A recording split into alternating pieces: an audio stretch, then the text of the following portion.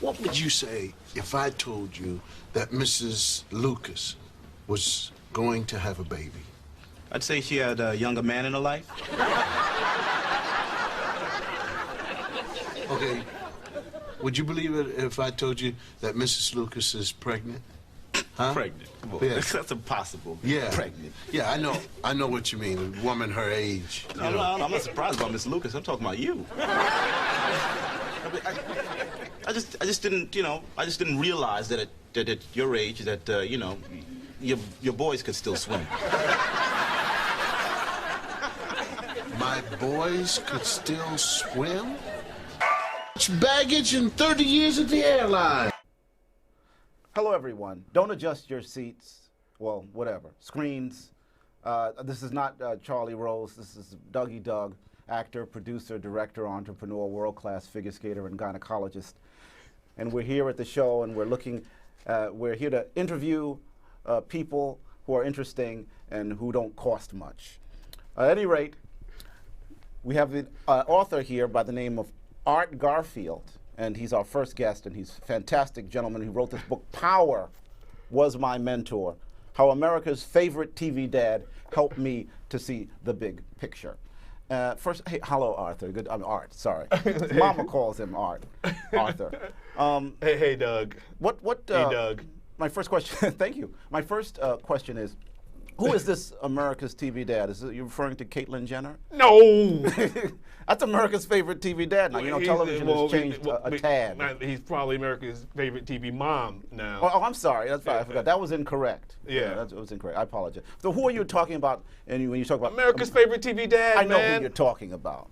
Yeah, Bill Cosby. Right. Yes. And so having said Not Bill Controversy. Right. Well, thanks for saying that. Sorry. Because to piggyback off of that, given the nature of his controversy, it's very interesting, having read this book, that it focuses on a lighter side of his legacy and sheds light on maybe some things that he did that didn't have anything to do with pinching inappropriately. Oh, man. The first question is, did he pinch you inappropriately? He never pinched me, and I don't know how to feel about that. You know, you don't know how to feel about him not pinching well, you.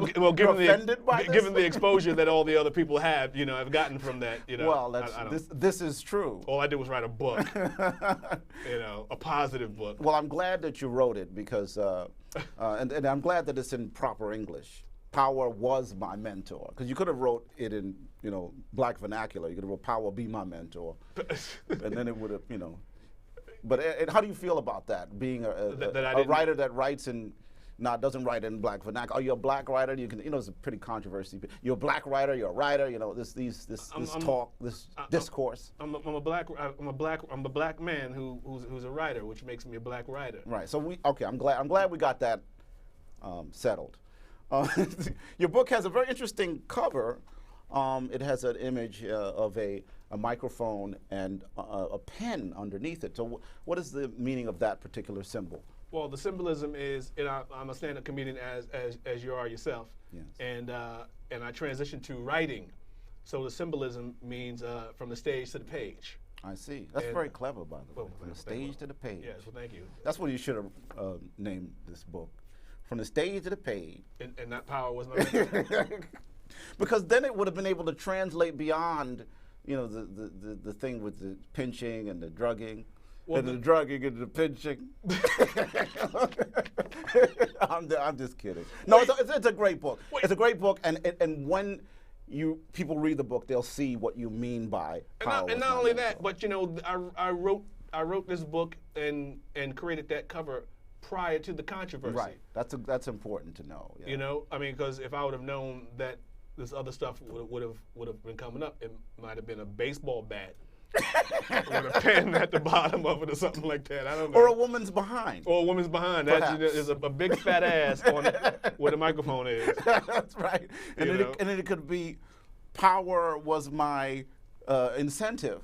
Penetration was my mentor. No, I don't know. This interview penetration was my mentor. Is sliding off the rails. Yes, very quickly. We are way off.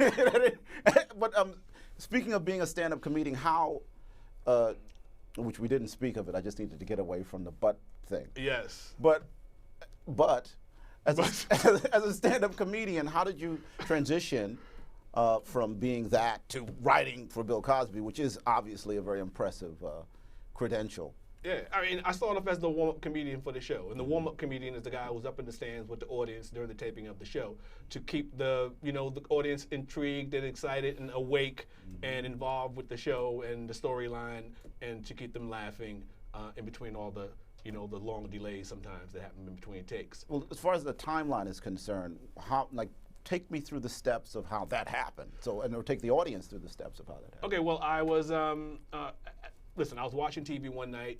Cosby was on Letterman, and this discussion was about him coming back to TV, and Cosby said, well, coincidentally, I am coming back to TV, got a brand new series, and it's coming on this network, which is CBS, which is Letterman's network. And I'm going, whoa, if Cosby is coming back to TV, then more than likely he's going to be shooting at the same studio that he shot his original series, The Cosby Show, in Queens, New York. And of course, we're all from New York. You're from New York, you're from Brooklyn, and I live in Harlem, but I'm from Queens. But anyway, I've been to that studio before, and I knew exactly where it was, so I went down there and to inquire about the warm-up job. And he had one of his old buddies from Philly, some comedian who nobody knows who the hell he is, doing the warm-ups. I guess he begged Cosby to do the warm-ups and give me a break, and Cosby has a way of allowing people to hang themselves. Yes. And so he let the guy, do the warm-ups. The guy was terrible. So it was just ironic that I showed up looking for the warm-up job when the supervising producer asked me if I was available. I told her that I did warm-ups for Malcolm Jamal Warner's spin-off series. Here and Now. Here and Now. Yeah. She was like, wow, okay, you've already worked for Cosby Warner Productions on one of their shows. That sounds good. When are you available? And I was like, I'm available now. And she's like, oh, my God, thank God, because we need to get rid of this guy because he's terrible. And I literally came in and got the job that same day. Wow. And so next thing you know, I'm on the set, I'm doing the warm-ups and having a great time with the audience and doing my job. After the second taping, Cosby saw me heating up the audience and having a good time. And as you know, there's not a comedian that can walk into a club or walk into a space where a comedian's on stage and he's getting huge laughs and they don't want to get a piece of that action. That's true. And so he wanted to get a piece of the action. He saw me getting laughs. He said, Garfield. And I couldn't believe that he said my name because I have not met him up to this point. Right. And I was with the microphone. I said, did he just say my name? And the audience said, yeah. He says, of course I said your name. And he told me the microphone. And I threw him the microphone. And he went on to do 10 minutes of improv of hilarity. And then threw the mic back, gave me a nice blessing, give Garfield a round of applause. He's doing a great job up there, isn't he? Everybody applauded. And then the next thing you know, I'm being called into his dressing room for a conversation. But I know what the conversation, look what the conversation was about was, there was a joke I did about, what I did was I incorporated the whole set and the workers and everybody into my warm-up, funniness. And on the set was a street scene, and on the street scene there was a news paper stand next to the subway, and there was a black guy in front of the newspaper stand. That's he working it. So I asked the audience, what is wrong with this street scene? That's just not New York, and nobody could figure it out. I said, there's a black guy in front of the newsstand. There's not a black guy in New York City working a newsstand. It's always some guy that talk like this. Put that newspaper down. Don't you touch the chiclets. Walk away. Proper change. Blah, blah, blah. And I would get a laugh. That's offensive. It's very... Now I know why he dragged your ass in the room. and it was pretty much that. He he wanted to talk about that particular joke. And, his point of view was... Now, if you had the Indian guy saying, you have wonderful breasts, I want to touch them, he'd have been like, well, we'll leave it at that. Yeah, what is look at the black women. Oh my God, I want to give you a pill. We got coffee. Oh. So badly. Oh, man. We don't only sell papers. We got cappuccino, all kinds of things. Now, after reading this book, speaking of that encounter that you had in his office, right, which I know is code for a slashing. Well, of sorts. here's what the slashing was also educational, though. Always. I mean, yes. because he said, listen, if you're going to talk about any particular people or culture or whatever, tell the truth about them first. Right. Don't just go out there and do a joke. He goes, Right. because he said, listen, why do you think the people were laughing? And I didn't. He said, why do you think the black people? He started breaking it down. Well, why do you think the black people were laughing? I said, well, the black people probably laughing because the funny voice. He goes, yeah, that's probably it. He goes, why do you think the white people were laughing? I said, and after about 3 I knew if you don't know the answer and you're talking to Bill Cosby, just say you don't know the answer. Right. Don't try to make one up. So I said, I don't know. And he said, they're laughing because you're making fun of those people for them because they can't fuck with those people. Right. You know, and this is the language he Right. used. They can't fuck with those people because those people are coming from a third They world. think the voice is funny, but they can't say that the voice is funny. Yes, Right. because these same people are coming from a third world country and taking their jobs. Right. They're becoming doctors, they're becoming lawyers, homeowners, business owners, dry cleaners, 7-Elevens, etc. He goes, meanwhile, the black people who've been indigenous basically to this country, you know, who the ones who are here, aren't doing these jobs. You know, he goes, so, and they don't know and the black people don't know who to be mad at because these people coming in with higher educations and what have you. And he goes, so I say that to say, if you're gonna make fun of anyone or anything, just tell the truth about it. Then you can goof about it all you want. Right. And I was like, that's a pretty good approach. I'd never, look at it like that. But then when I look at other comedians like Chris Rock, that's basically what he does. He'll set it up with the truth and then just go off, on a tangent about And it. then people will accept, oh, this is just a joke. Right. Right. It's interesting that you mentioned some of these intimate conversations that you had with him and you expose some of his philosophy and points of view. And you do it quite a bit in the book. And Power Was My Mentor? And the book, Power, Be My Mentor. Kill my landlord. Kill my landlord. C-I-L-L, my landlord. Sorry. Anyway. Yeah, I mean, you have intimate conversations where you expose essentially not only his methodology, but his approach to politics and so forth, and some of his insights about human nature. Yes. Do you have any reservations about sort of airing this about him in particular, or just in terms of writing about a public figure? Well, this book is, it's an intimate story, true, about how he, kind of came to my rescue. Right.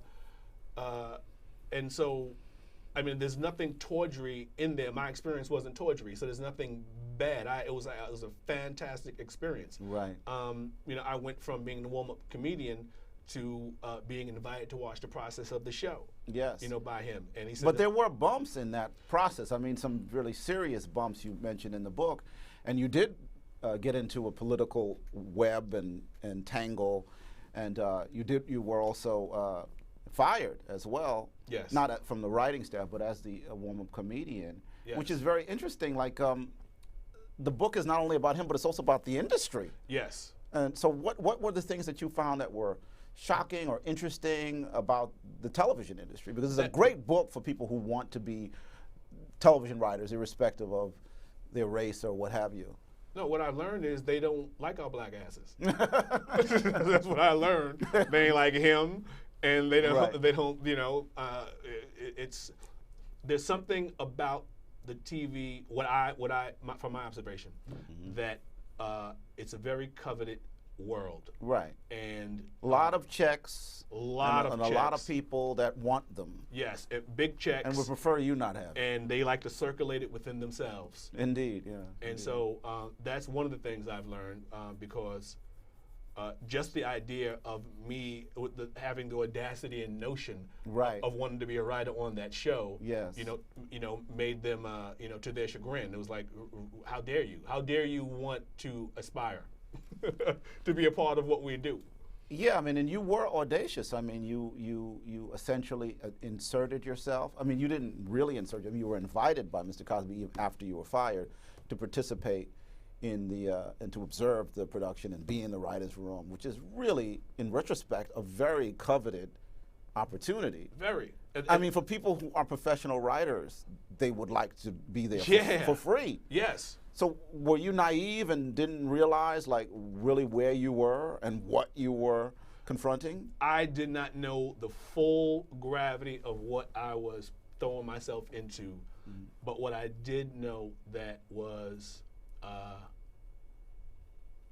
had to be very careful Yes. and walk on eggshells, Yes. so to speak. But you were not careful sometimes. Oh, because I was new, so Right. there was a lot of greenhorn natural. things going on. Yeah. That was easily being checked, Right. as I went along. But I learned And taken advantage of. Yeah. I mean, the relationships in this book are very, very complicated relationships. Mm-hmm. I mean, could you elaborate on some specific, people or things that? Well, besides Cosby, Right. welcoming me into this process in front of everyone, because when they did fire me, they fired me because they saw him getting close, me getting close to him. Yes. And and once that kind of thing happens, they feel it's out of their control. Yes. And so they tried to, check me, but and they checked me hard. They checked me by firing me, saying that I said something anti-Semitic to someone. And as much as I want to tell them I have Jewish friends,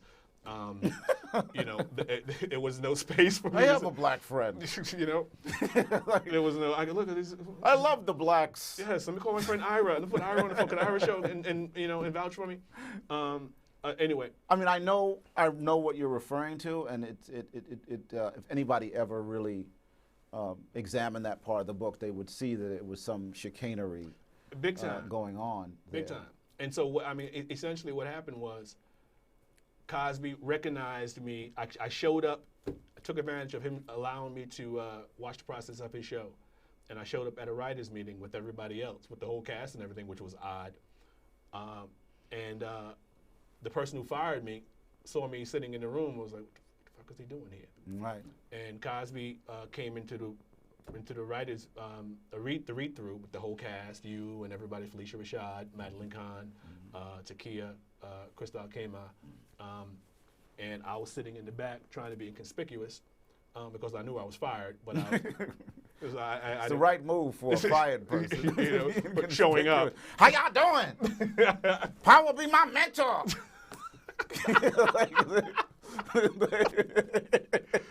Which actually would have been an appropriate thing. That's kind of like back, bitches. Imagine you're fired. Right. Power be my mentor.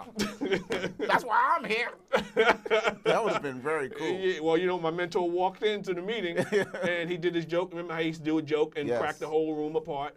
But the very next words out of his mouth was, "Has anybody seen Garfield?" Right. And one of the other producers who did not know I was fired said, "He's right there." And I was pretty like, bright guy. Yeah.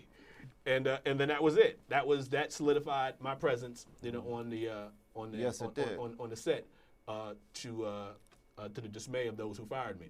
He's no longer under your jurisdiction. He's under mine. That's the old pissing on the fire hydrant routine. Okay. It's like, this is my fire hydrant. Right. Okay. I never heard of that before. You know how you piss on, you don't know about dogs? I know dogs dogs piss on fire hydrants to mark their territory. Yes. So what he was doing, he was pissing on you. On me? Well, not on you. This thing has slidden way far away from where power Yeah. was my mentor. Yeah, because He wasn't, you know what I'm saying? He was marking me with as P. Maybe I shouldn't use the P thing. Yeah. Was there anything in this book?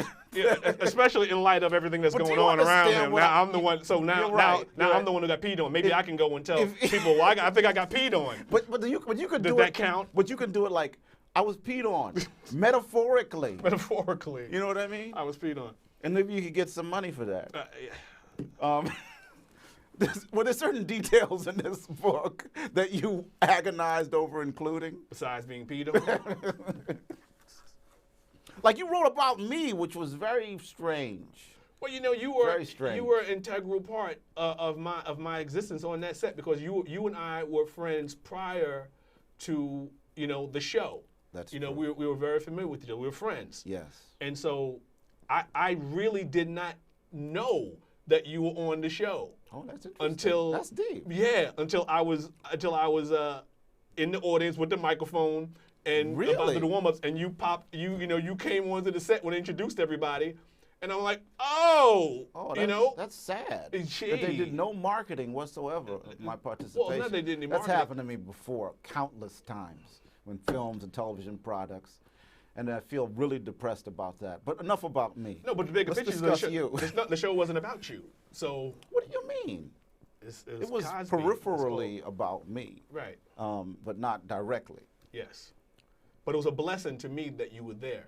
Thank you. Because what wound up happening was I was able to go backstage and in the Right. dressing room area and hang out on that level. You had like a sanctuary of sorts. Big time sanctuary. And I didn't deliberately provide that for you. I just No. wanted to hang. Right.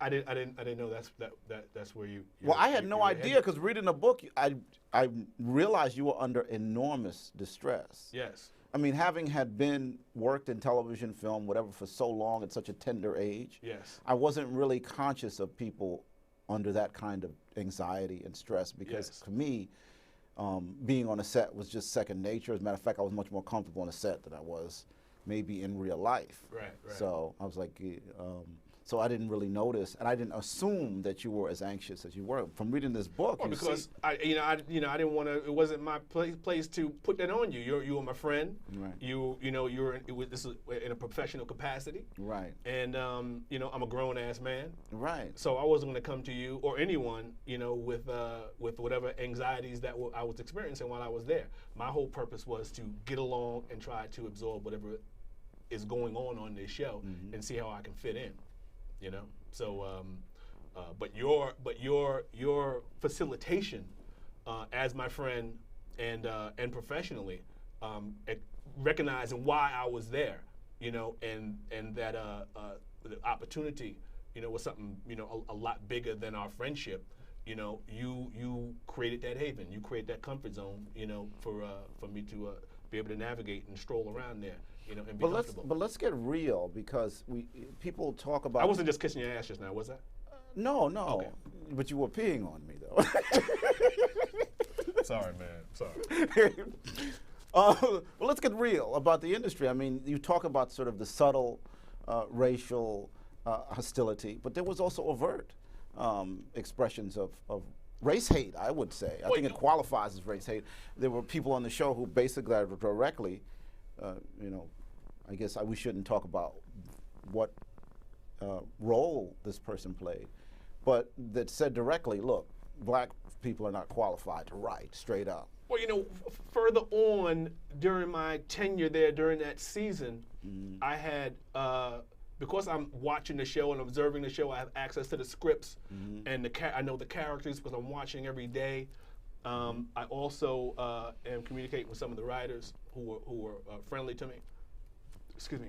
I went and took a writing course at the New School downtown Manhattan, and for script writing, sitcom writing, and didn't tell anyone on the set. That's something I did very independently. And for my script, I picked the Cosby series that you're on because I was familiar with the characters. So I wrote this script and I eventually pitched it to Cosby.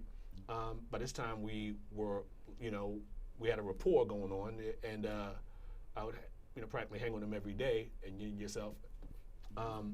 And I pitched the story to him, and he loved the story. He loved the story. He told me to, ask me if it was finished. It wasn't finished.